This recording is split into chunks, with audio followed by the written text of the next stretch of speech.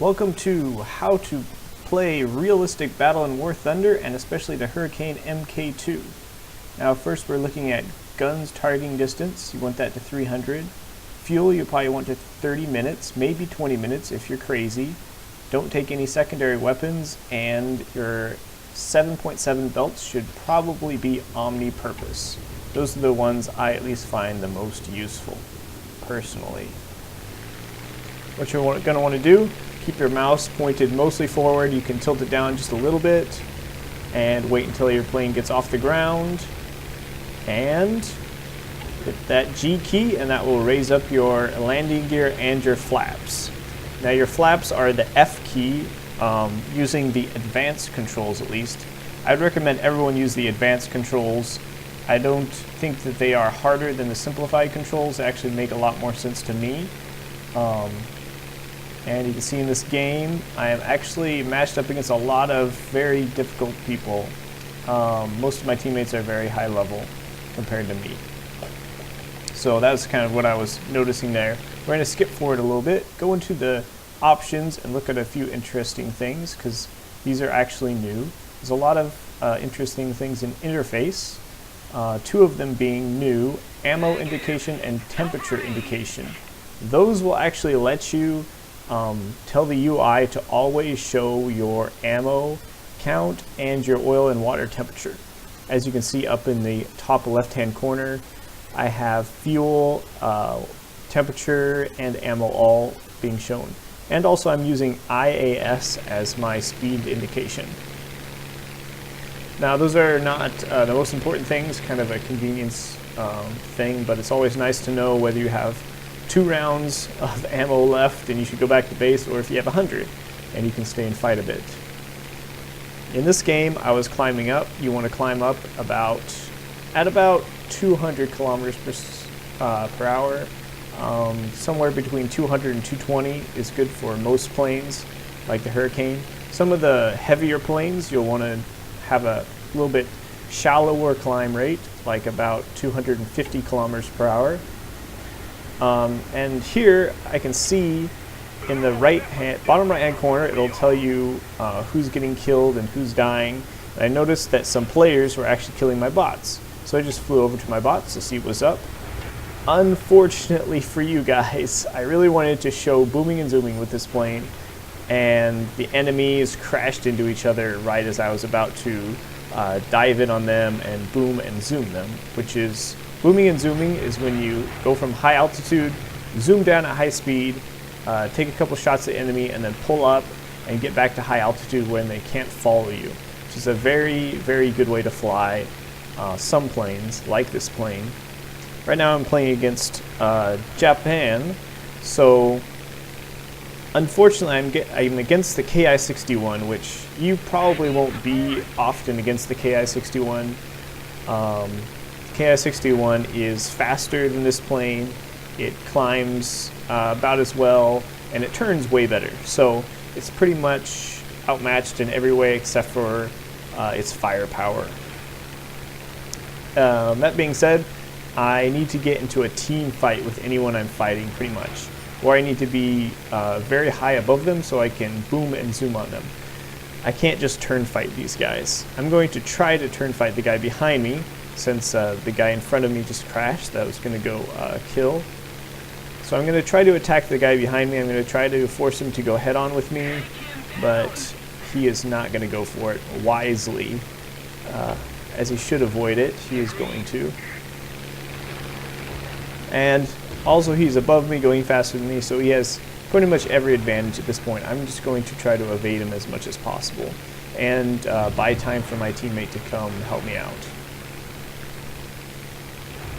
Let's see, what else should we talk about? Watch what these high people are doing, people above you. You always want to keep your eye on them. As you can see, I'm looking behind me at this guy. I know he has small guns, so I can wait till about 0.5, 0.6 to do some evasive maneuver. And as you can see, I did a split S, which is just roll over upside down. It's very hard for them to shoot you that way. I see, looking behind me, he finally has an angle on me, and he's turning quite a lot faster than me. So I again have to do an evasion tactic. And now my Spitfire is also getting close to the battle, so I'm going to fly over towards his direction. I was hoping that I might be faster than this guy, but I'm also not faster than him. As you can see, I pulled some negative Gs. I went nose down, and you don't want to do that in the Hurricane unless you are diving on someone and you want to cut your speed very fast, because pulling negative Gs will actually make it so your carburetor stops working and your engine no longer gets fuel and your engine dies for however long you pull negative Gs. So that loses you a lot of power. Not a good thing at all. Here I'm just going to keep evading this guy. There's also bots on me. You don't really have to worry about bots too much. If they get on you and you're flying in a straight line, they'll often shoot at you and can sometimes do decent amount of damage. But most of the time you can just ignore bots, and it's actually better for your team if you do. Of course, you saw in the beginning that two enemies were just chasing bots around, and they ended up crashing into each other. So most of the time, just ignore bots. Go for people. You can see in this game, I'm once again in a game with higher level people, but this time I at least have the altitude advantage that I need to be effective. And also I'm playing against American planes, whose advantage lies more in speed and high-speed maneuverability than it does in turn rate. So it's much easier to get them to turn with you and kill them that way. Of course, this plane, he was trying to get up to my altitude, maybe didn't see me, not looking around enough, and I was able to get critical damage on him already, just in one pass. As you can see, that was a nice deflection shot with him going very slow, almost in a stall perhaps. And deflection shots are really good in this plane because you have so much lead going out of your plane.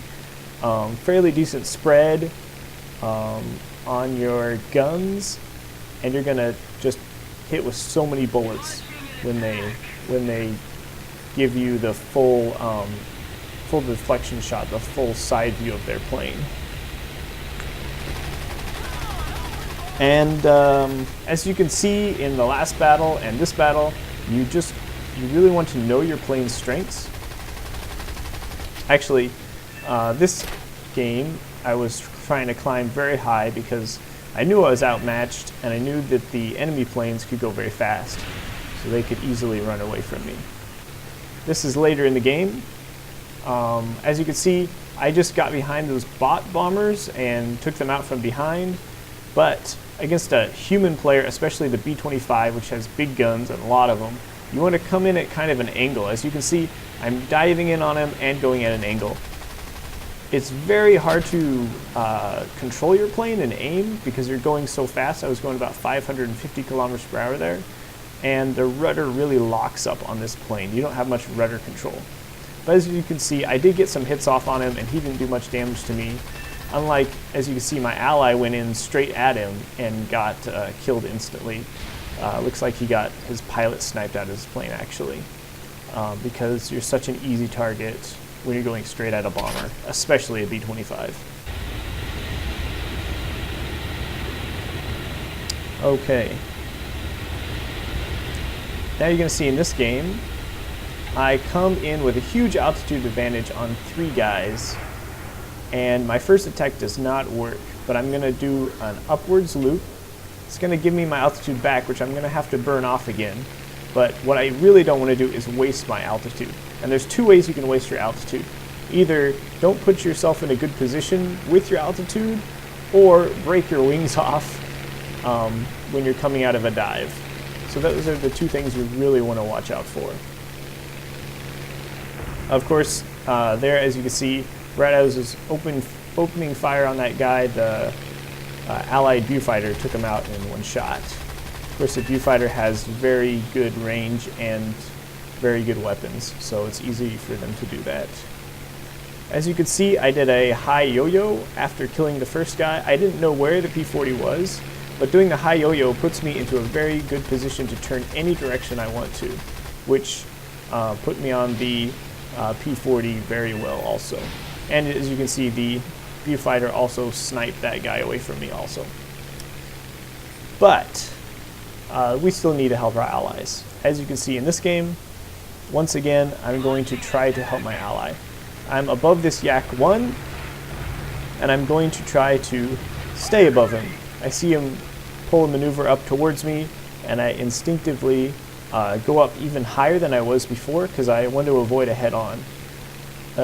Often a tactic an enemy will do to you is being lower than you, they will try to force you into a head-on.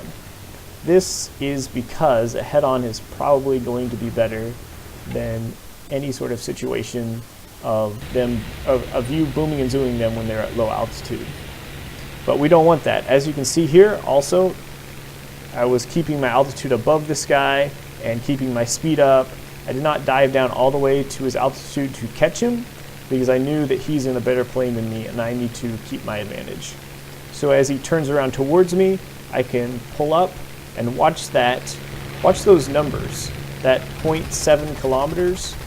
Once I saw that number going down, I knew that he was giving up on chasing me up and I needed to follow him down immediately to take advantage of my advantage. And then after the first attack, I go back down and I don't retain my energy as much as I did before. And this is because I already wounded the guy and he already lost a lot of his altitude. So I can give up my altitude, I can give up my energy advantage in order to get a better shot at him. And there it paid off and I killed him. When you're attacking, you always need to balance getting the perfect shot or getting the sustained shot with losing the amount of energy you need to lose to get that shot. And it's always a balance because you always need to lose some energy to get someone to attack someone below you. But that doesn't mean you have to waste all your energy all the time. Sometimes you do. That's just what it takes to get the kill. And you have to trade and think about like how much energy in each pass do I want to give up. If I can, I want to save all the energy I can. So, how much do you need to save? How much can you give up? Is this the last enemy or is he alone? As you can see, I'm fighting against a BF-109. And in this fight, I can actually outturn a BF-109 fairly easily, but I'm not going to just try to turn fight him because he will get away very easily if I just try to turn fight him. And also, if he just dove out of the way and then flew in a straight line, he could probably get away from me. But I would have a couple shots on him before he could get away. But instead, he's going to just try to energy fight me, and I'm going to take him out because I've been saving up my energy. Against a lot of other people, he might have thought that he could go up high like that, and I would have burned off all my energy in flat turns. It's like flat horizontal turns, not backflips. If I had been turning horizontally with him, I probably would have stalled out trying to trace him up in that climb, and he could have killed me fairly easily. But since I was doing energy retaining maneuvers, I was able to climb up with him, had plenty of speed to get a shot on him and kill him.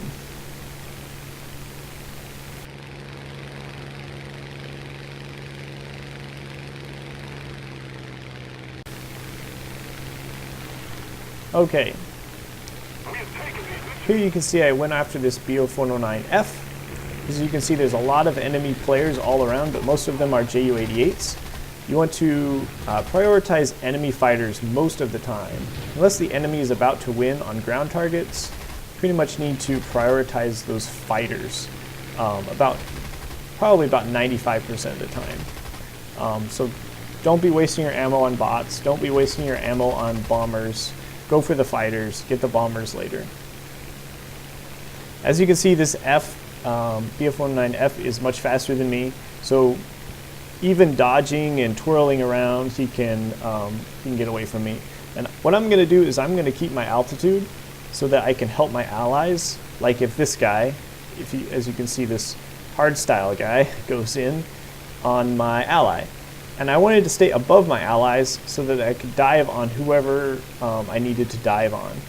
As you can see, I let the first guy go past because he was just going so fast from his dive that I didn't think I could catch him. but the other guy dove down, and I knew I could catch him. But strangely enough, I go off of the guy down there because I see my allies on him already. And we don't need two guys chasing down one BF-109. So I just keep my altitude up so I can go in on anyone attacking him, which is the BF-109E that comes back. Unfortunately, I'm just quite a bit slower than these other planes. They're quite a bit higher level than me, so there's not so much that I can really do. But I'm going to try. As long as these guys stay dogfighting near and around me, I can be of help. Here I'm going to do the classic fly straight as someone tries to climb away from you. If I had just tried to climb with this guy, he would not have gotten any closer to me. But since I flew in a straight line, I kept my speed up. And then when I noticed I wasn't gaining on too much anymore, I was able to nose up and get a couple shots on him. And he could have probably kept climbing and just out-climbed me and gotten away, but he decides to dive away instead, which is fine. His base is nearby. I'm almost out of ammo, and actually I only have 6 minutes of fuel left as well, and his allies coming back.